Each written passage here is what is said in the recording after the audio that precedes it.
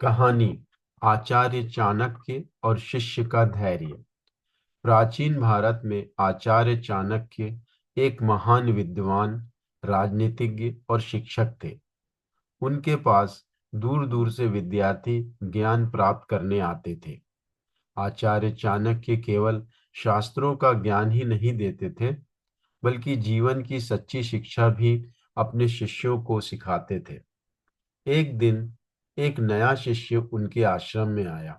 वह बहुत बुद्धिमान था, लेकिन स्वभाव से अत्यंत अधीर था।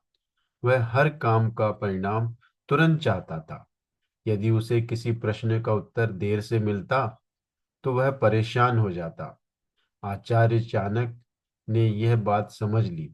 एक दिन उन्होंने उस शिष्य को बुलाया और कहा, वन से एक बांस का पौधा लाकर लगा दो और प्रतिदिन उसकी देखभाल करना।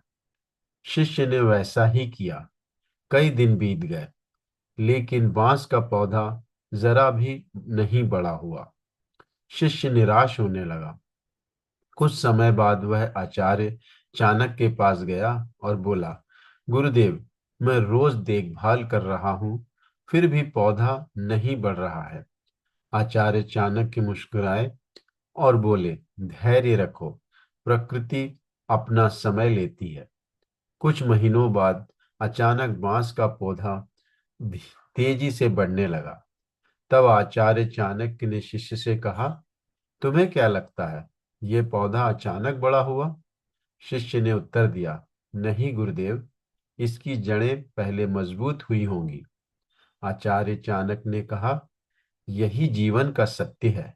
सफलता रातों रात नहीं मिलती।